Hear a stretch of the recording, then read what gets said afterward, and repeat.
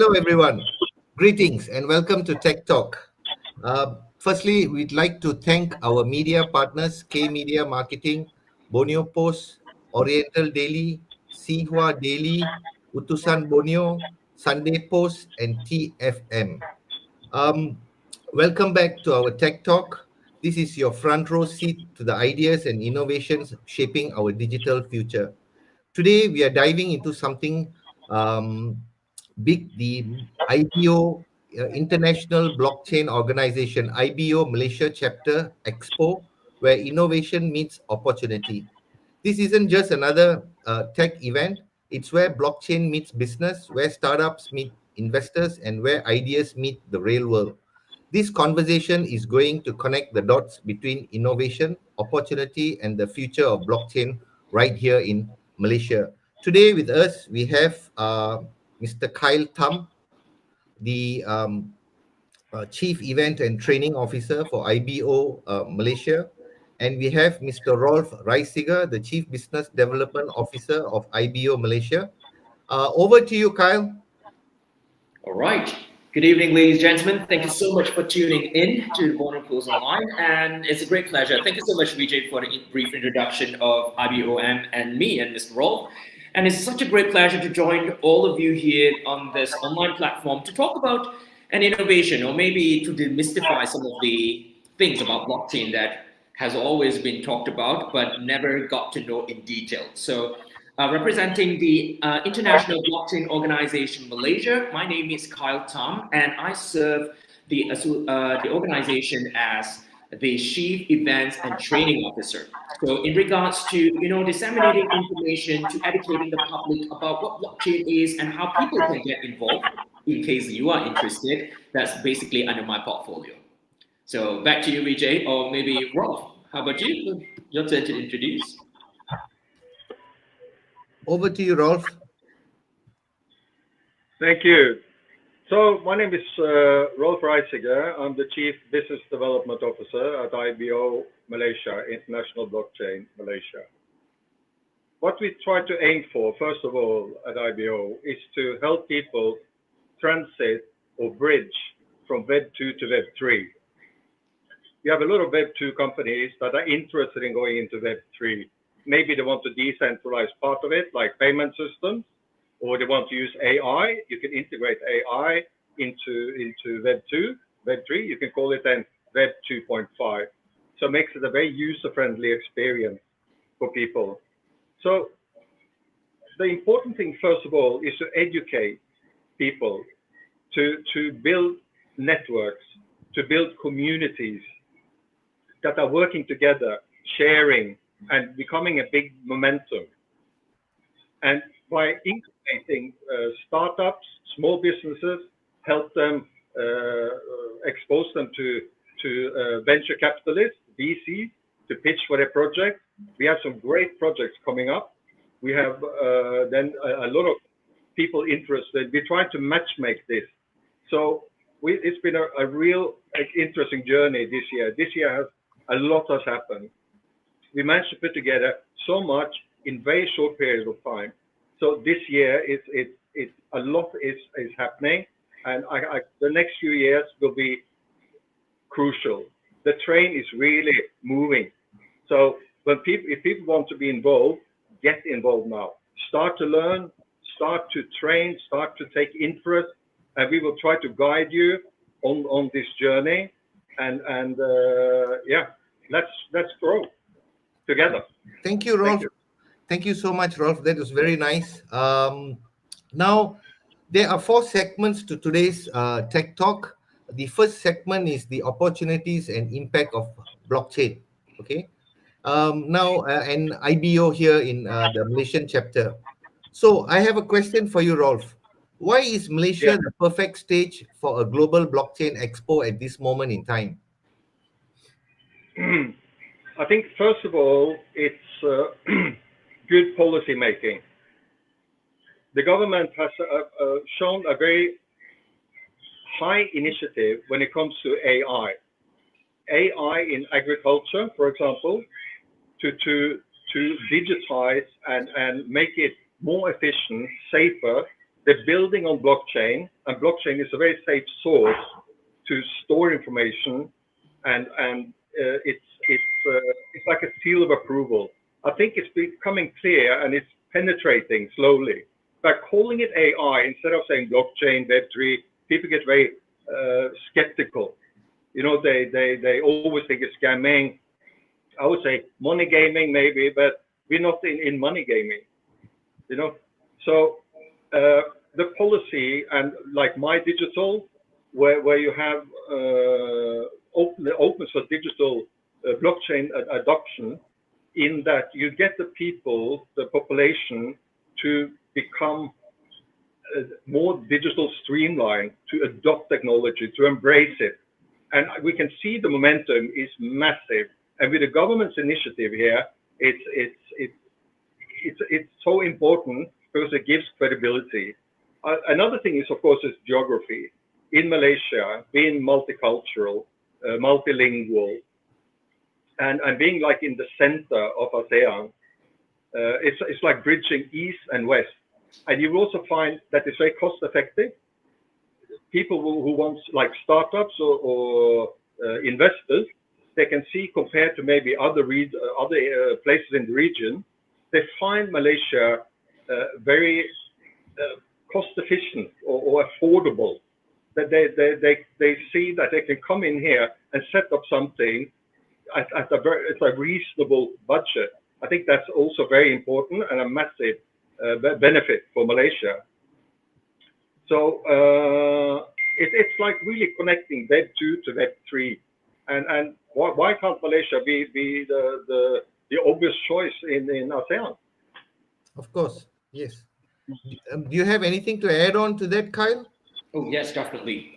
So as you know, and in the recent years, we see adoption of blockchain technology, Web3 space is actually really talked about every parts of the world. So especially when it comes to Malaysia being the heart of the the Asia Pacific, okay, that we actually launched this, and actually we get tractions and attentions from businesses and projects around the world. Everyone will be able to touch base in Malaysia and be able to spread this trend, this inevitable trend, even further out there. So we would like to believe that Malaysia is a perfect launchpad for the blockchain technology, so that we'll be able to communicate and spread the word, and most importantly, the awareness, the benefit of blockchain.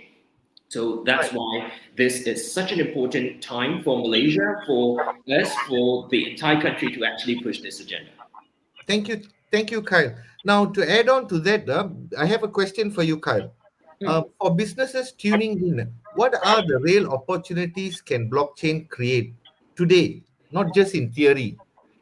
Right. Now, so as I was saying just now, we are in the heart of the Asia Pacific, and because our, in terms of our geography, in terms of our political and climate is so positive that it supports this entire thing. So a lot of businesses will be wondering, like, how can I benefit and be involved in this game as well, you know? So, and to make it short, okay, I think all businesses first will need to do a little bit more homework, okay, to first understand what exactly blockchain is all about, okay, educate themselves, really find out what blockchain is all about, and really find out how they will be able to streamline their businesses and to adopt such blockchain technology. So I'm just going to give a really quick example, not in theory, but in practice, okay, all businesses will be able to benefit first and foremost, cross-border payments, okay? Now, all of us know that if we want to do international business is the way to go, all right? If businesses are looking into this part, then when it comes to the movement of payment of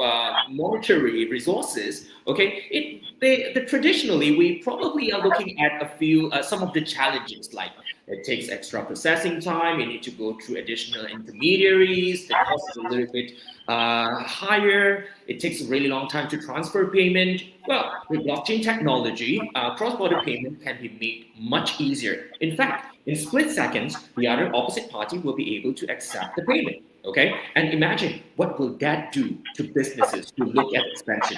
Right? Now, that's only one of it. But of course, there's a lot more things, like, for example, supply chain transparency, where their goods are coming from, where do they buy from, how they accountable to every stakeholder of their business, Okay, everything is recorded in the blockchain. They will be able to log into the chain and they'll be able to find the transactions. Okay, and these transactions, because of blockchain technology, it's not editable. Okay, they cannot amend. No one can amend information. Therefore, communicating more trust and credibility in business transaction. But if that's not enough, ladies and gentlemen, all businesses today are looking for additional capital, right? If they want to expand their business, if they want more resources, they will be able to achieve this using blockchain technology.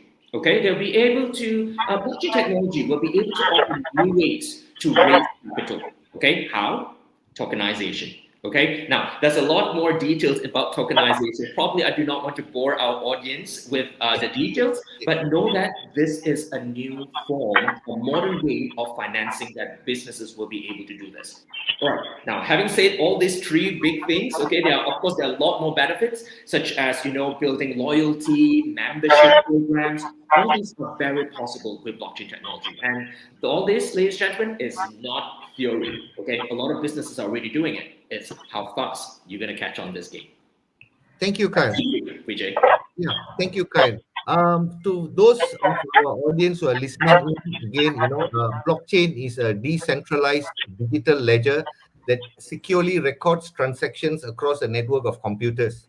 It uses cryptography to ensure transparency, immutability, and trust without intermediaries. Each block contains data linked to the previous one, forming a chain that prevents tampering, enabling applications like cryptocurrencies, supply chain, and smart contracts. So, back to the show again. Now let's touch the segment of policy and trust. Rolf, how do you strike the balance between regulation and innovation? I think compliance and innovation must work together. Uh, IBO would try to act as a bridge, how to translate innovation for regulators and regulators for businesses so that they understand, and that by talking to regulators early, get them to adapt to the idea, get them to back up the idea, make sure that we're on the right path. So we're looking at the same page. So we don't go in one direction and later we hit hurdles and obstacles. The same with businesses. They need to understand, where they need to have a tidy approach. And the better, the more transparent, because blockchain is so transparent. And when they understand the transparency of it and start to trust it, government would also then feel more comfortable in embracing this and lift it further. But what we all worried about, we can see this in the background, is this, oh, it's a scam, is somebody trying to do this, do that. We need to keep tidying it up. I can see the momentum is now so massive, so there's no question if blockchain regulatory is not going to happen. It just is happening. It just happened yesterday. And for people to start to really believe in it, and government it's a trust, it's a mutual trust. Right. That's all I can really say about it. Yeah. Thank you, Rolf. Kyle, Yes. what's Malaysia's role in shaping global trust and governance in blockchain? Okay. That's the challenge, right? A lot of Yes. when it comes to the adoption of new things like that, people do not know exactly what it is. Okay, and people start talking about it, and people want to hop onto it. Okay, so now They I think better follow than lead, right? exactly, yeah, okay, and not blindly following the lead. Okay, so they need to actually build this global trust and governance, and as far as blockchain is concerned. And now that we are claiming that, now that we are actually the heart of this Asia Pacific in regards to adoption, blockchain adoption. So I think what Malaysia's role is now. From on behalf of IBO, our perception is that it is actually taking on a balanced approach. Okay, Malaysia is pretty much a trust testbed. Okay, now that we have unique strength in certain financial, like for example Islamic finance and ESG. Okay, we are pretty much integrating ethical standards into blockchain. Okay, how we're going to make this happen is by amplifying Malaysia's role globally. Okay, with our diversity and our balanced governance. Just now Rolf have talked about innovation and compliance. Okay, how we're going to maintain this balanced approach between being able to innovate and at the same time be able to maintain the compliance in this entire new sphere. Okay, we want to actually make it a trusted voice. Okay, I think that's what Malaysia can really play into this. Okay, now that the climate is right, the time is right, okay, the trend is inevitable, I think that's what Malaysia can actually play a huge role by actually starting this movement and be a part of this movement. Okay. Back to you, Vijay. Thank you. Thank you, Kyle.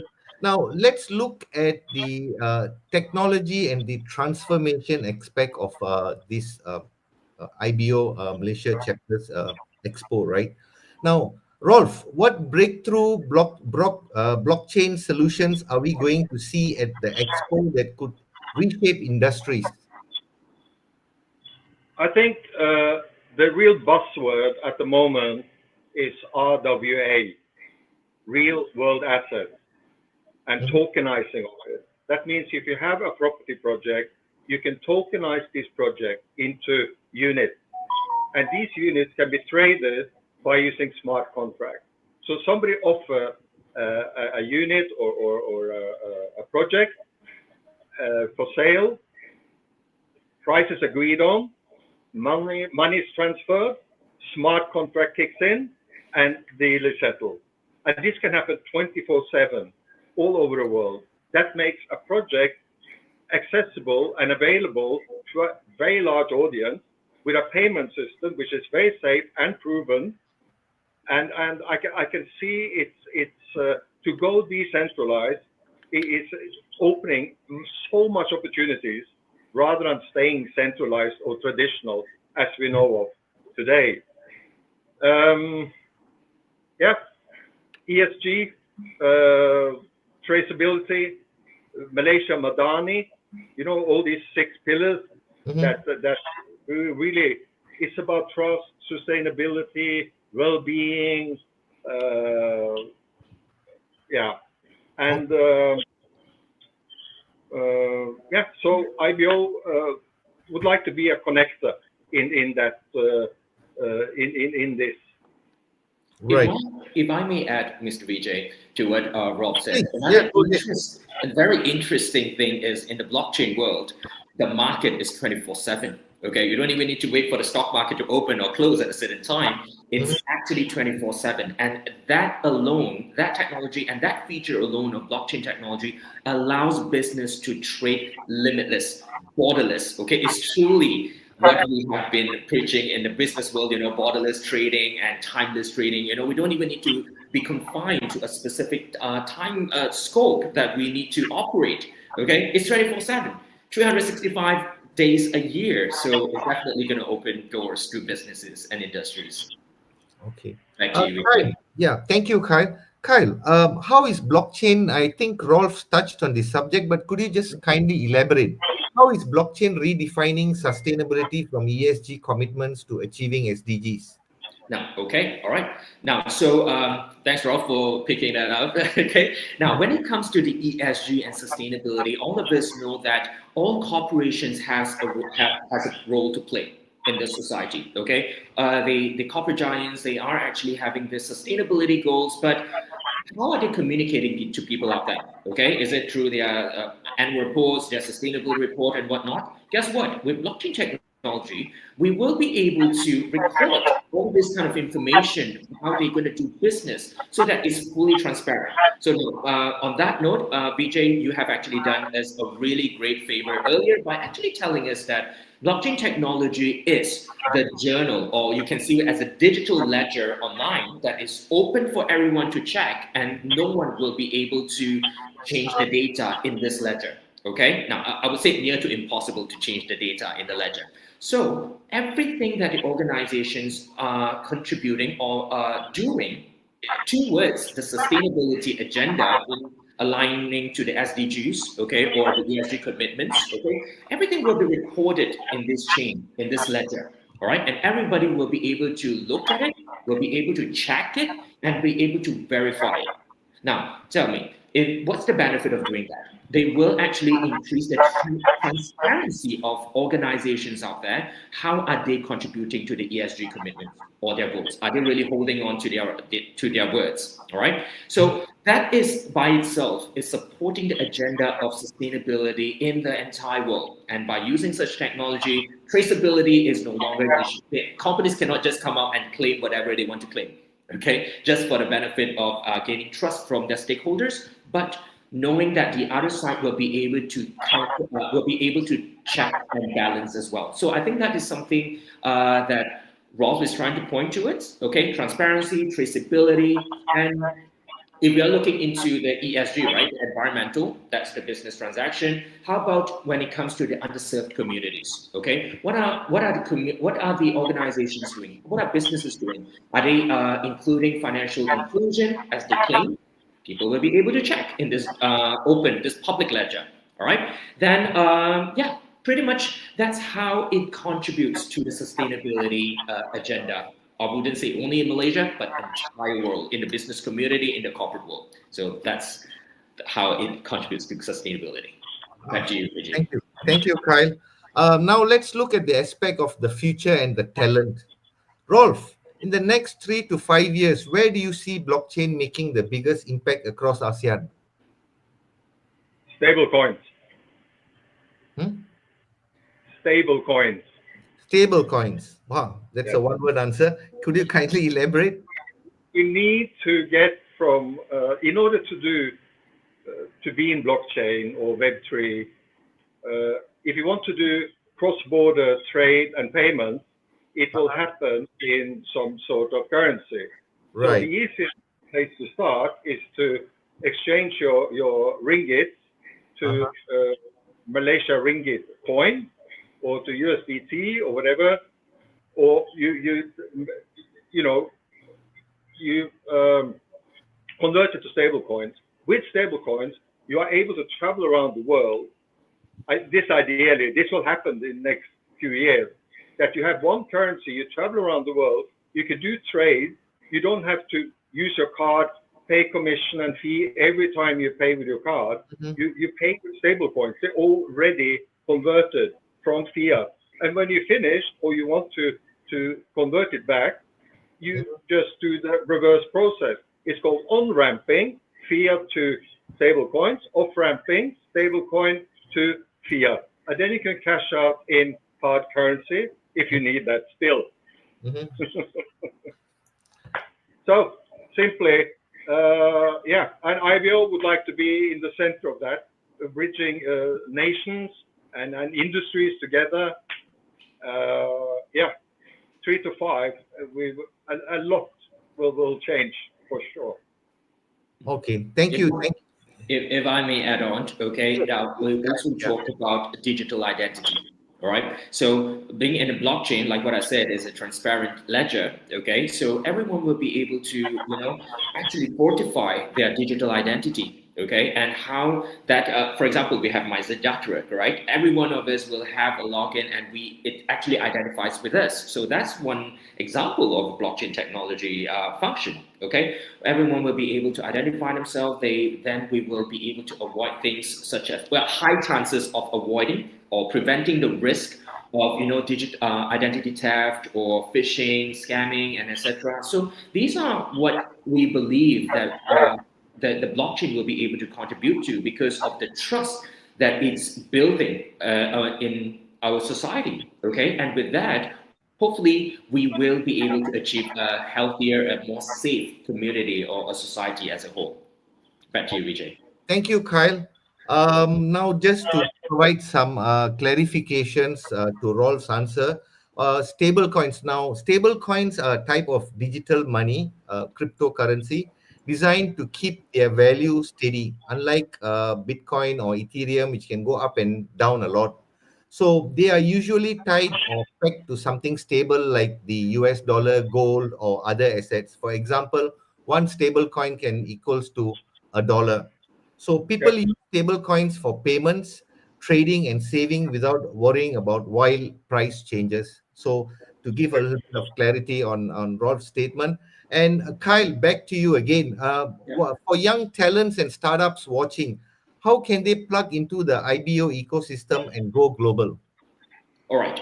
Now, when it comes to new things like this, okay, a lot of people will get excited and they want to know about it, and some of them will actually, especially the young ones, young talents, okay, and of course startups as well. They will actually want to ride the wave. They want to be a part of it without doing too much due diligence, okay, just because they want to be the first wave riding it, okay. So now it is important, I think, that for young talents and startups watching our podcast tonight, our broadcast tonight, is that number one, really get education. Okay, really educate yourself and do very thorough due diligence in regards to blockchain technology. Okay, and that is something that our IBOM Malaysia is actually pushing this agenda. We want to give value to the society. We want it to be more than just a Google search or a ChatGPT search. Okay, so we want to give credible information, and I think that's how you guys will be able to plug into the IBO ecosystem. One thing, like what I said, I'm the Chief Events and Training Officer. We are actually looking into pushing out or rolling out a lot of education programs to educate people out there. What exactly is blockchain technology? Okay, and how people can be engaged with it or be involved in it responsibly. Okay. Now, given our economic climate, okay, be it in Malaysia or in the entire world, I think it is important that people have this awareness, okay, and be guided in the right direction, be mentored, okay. So this is something that the IBO ecosystem will be able to provide value to everyone out there, to all our listeners tonight at this evening. And of course, for startups, okay, in the event that we're looking into investor matching, we're looking into funding. How can we use funding or some ecosystem that be able to grow the business well? All right, that is something that is up for discussion as well. All right, so look for the right help, get educated, be in the right community that will be able to support your ideas, your vision of the business, and that's how I think everyone here will be able to plug into. But most importantly, is to do due diligence and really go through very good education and not just a Google search or a ChatGPT as response away. Thank you, Kyle. So we have reached to the end of our show. What a powerful conversation that we have had with Kyle and with Rolf. The IBO Malaysia Expo is clearly more than an event. It's a launchpad for innovation, collaboration, and global opportunity. Whether you're a startup, founder, an investor, a policy maker, or just someone curious about the future of tech, this is the place where the next big blockchain stories begin. Thank you for tuning into Tech Talk, where technology and opportunity meet. Thank you to our guests, Mr. Kyle Tam and Mr. Rolf Reisiger. Until next time, keep dreaming, keep building, and keep making the future happen today. Thank you. Thank you very much, Thank you. Mr. DJ. Thank you. Thank you very much, ladies and gentlemen. Have a good night.